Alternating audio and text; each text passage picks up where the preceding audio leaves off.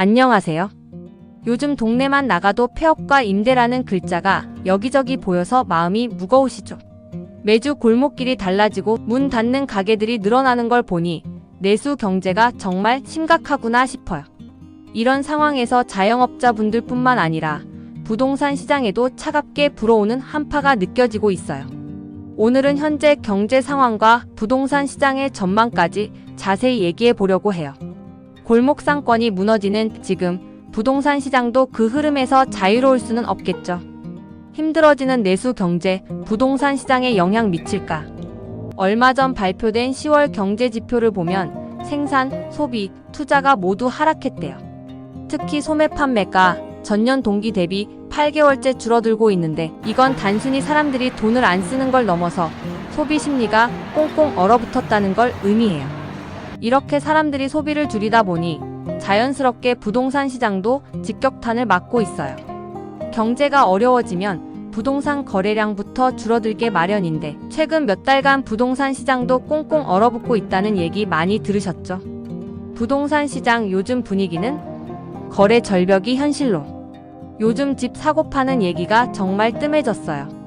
특히 아파트 거래량이 큰 폭으로 줄었는데 몇 달째 거래 절벽이라는 말이 나오고 있죠. 사람들이 돈을 아끼려 하다 보니 큰 금액이 들어가는 부동산 거래는 더더욱 주저하게 되는 것 같아요.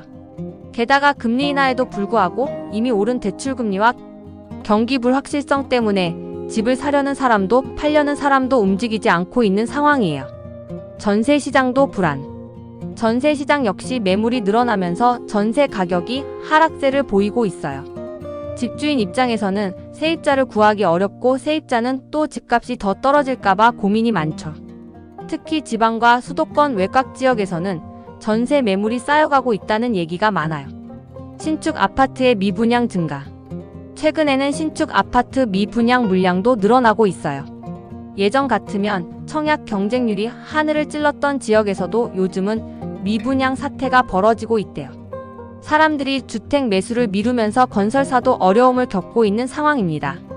앞으로의 부동산 시장 전망은? 그렇다면 앞으로 부동산 시장은 어떻게 될까요? 전문가들 사이에서도 전망이 엇갈리지만 현재로서는 부동산 시장도 당분간 한파가 이어질 가능성이 크다는 의견이 많아요. 금리 영향 지속.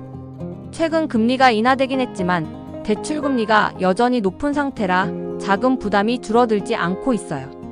금리가 빠르게 추가로 낮아지지 않는 한 사람들이 쉽게 대출을 받아 집을 사는 구조로 돌아가긴 어렵다는 얘기예요. 경제 불확실성 확대. 지금은 경기 침체 우려와 함께 수출 둔화, 대외 불확실성 같은 악재가 겹치면서 사람들이 투자에 보수적으로 변하고 있어요. 특히 큰 돈이 들어가는 부동산은 심리적 영향을 크게 받는 시장이잖아요. 이런 상황에서는 당분간 거래 절벽과 가격 조정기가 이어질 가능성이 커요. 신규 공급 감소 가능성. 부동산 시장이 얼어붙으면서 건설사들도 신규 분양을 줄이고 있는데요. 이렇게 되면 몇 년 후에는 공급 부족 문제가 또다시 대두될 수 있다는 지적도 있어요. 그럼 우리는 어떻게 해야 할까요? 지금 상황에서 가장 중요한 건 과도한 무리를 하지 않는 거예요. 집을 사든 팔든 자신의 경제 상황과 계획을 꼼꼼히 점검하고 움직이는 게 필요해요. 요즘 같은 시기에는 단기 투자는 특히 위험할 수 있어요. 반면 실거주 목적이라면 너무 과감하게 미루기보다는 시장 상황을 잘 따져보는 게 중요하겠죠. 그리고 정부 차원에서도 부동산 시장 안정 대책과 함께 내수 활성화를 위한 방안들이 빨리 마련돼야 할 것 같아요. 지금 골목 상권에서 느껴지는 변화처럼 부동산 시장의 변화도 우리 실생활에 큰 영향을 미칠 테니까요. 여러분, 지금은 모두가 힘든 시기지만 작은 희망의 불씨라도 놓지 말았으면 좋겠어요. 동네 가게들, 골목 상권, 부동산 시장까지 모든 게 무너지는 것처럼 느껴지겠지만 이 어려운 시기가 지나고 나면 반드시 회복의 시간이 올 거라고 믿어요. 그때까지 우리 조금만 더 버텨봐요. 늘 함께 할게요.